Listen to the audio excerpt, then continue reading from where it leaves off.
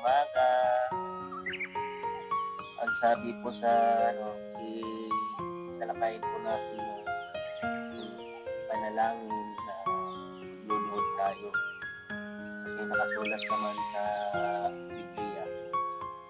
So yung hindi po nagluluhod, ngayon malalaman niyo na dito nakasulat po sa Biblia sa Bagong Tipan po ng Roma 14. Ang sabi po rito, sapagkat sinasabi ng kasulatan, sa aking pagkaing Diyos, sabi ng Panginoong, isinusumpa ko ang bawat isa'y luluhod sa harapan ko. O diba nakasulat, bawat isa'y luluhod sa harapan ko, at bawat kilay magpupuri sa Diyos. Kaya't lahat tayo ay magbibigay sulit sa Diyos. Yun po ang tunay po ng natin na panalangin na luluhod talaga, mga kapatid.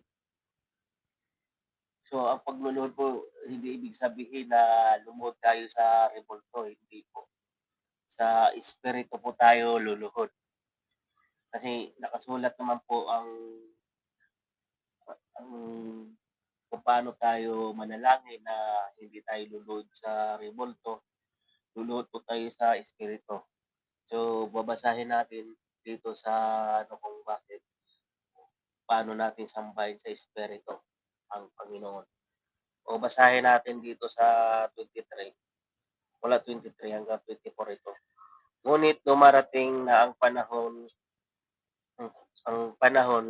ngayon na nga na ang mga tunay na sumasamba sa Ama ay sasamba sa Kanya sa espiritu at sa katotohanan, sapagkat ito ang hinahanap ng Ama sa mga sumasamba sa Kanya. Ang Diyos ay espiritu, kaya dapat siyang sambahin sa espiritu at sa katotohanan. So sa espiritu, ibig sabihin sa espiritu tayo, isipin natin kung bakit tayo luluhod, hindi luluhod o hindi tayo lumuhod sa harapan ng rebulto. Kumbaga isipin natin, ang espiritu ng Diyos ay kaharap po natin na tayo magpupuri sa Kanya at magsamba. Kaya yun, tunay pong nakasulat dito. Kaya yung lumuluhod po sa rebulto, ito, alisin nyo na po yun dahil isa po yung napakalaking kasalanan. So isipin natin, ang pagsamba po natin sa espiritu.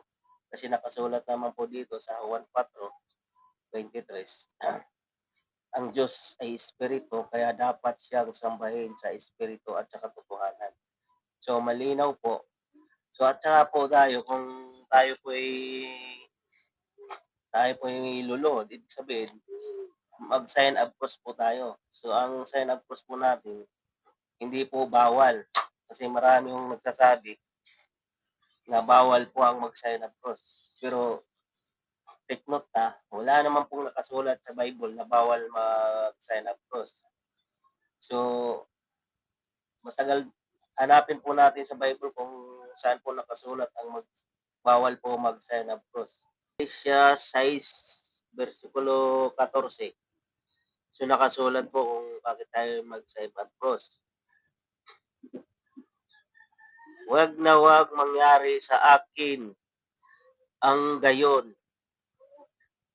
Ang krus lamang ng ating Panginoong Kristo ang siya kong ipagmamapuri, sapagkat sa pamamagitan ng kanyang krus, ang sanlibutan patay na. Patay na para sa akin, at ako'y patay na para sa sanlibutan. Hindi mahalaga kung tuli man o hindi ang isang tao. Ang mahalagay ang pagiging bagong nilalang sa lahat ng mamumuhay ayon sa tuntunin. Ito ang sa mga nananalig, tapat na bayan at Diyos. Naway sumakanila ang kapayapaan at pagpapala ng Diyos. Kaya mula ngayon, huwag nang daigin wag nang dagdagan ninuman ang aking tiisin sapagkat ang mga pilat ko para makilalang ako'y alipin ni Jesus. Mga kapatid, sumainyo nawa lahat ang pagpapala ng ating Panginoon Jesucristo. Amen. So, mababasa pa natin dito kung bakit tayo mag-sign up cross sa unang Korinto 1:18. Sa mga napapahamak, ang aral tungkol sa pagkamatay ni Kristo sa krus ay kahangalan, ngunit sa atin na mga iniligtas ito'y kapangyarihan ng Diyos. So ito, ibig sabihin, nandito tayo ngayon sa bagong mundo. Ibig sabihin, kay Kristo na. Ibig sabihin, tayong nandito sa mundong ibabaw, tayo niligtas ng Diyos. Tayo niligtas ng ating Panginoon Kristo. Kaya kailangan natin mag-self-control. Kasi sabi nga dito, sa mga napapahamak ang aral tungkol sa pagkamatay ni Kristo sa krus ay kahangalan. Ngunit sa atin, ang mga iniligtas, ito'y kapangyarihan ng Diyos. So, ipagmalaki talaga natin ang cross. Kumbaga, mag-sign of cross. Kung bakit tayo mag-sign of cross. So, mababasa po dito sa Pilipos 3, ayun, ito no, sa 3:18. Tulad ng malimit kong sabihin sa inyo at ngayoy luhaang inuulat ko, marami ang namumuhay bilang mga away ng cross, Panginoon sa Kristo. Ayan.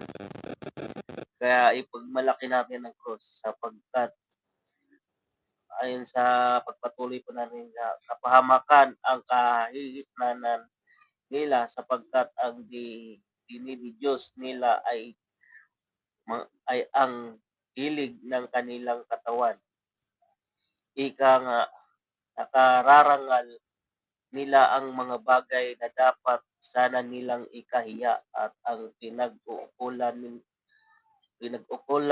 nila ng pansin ay ang mga bagay na panlupa sa kahilang sa kabilang dako ang tunay nating bayan.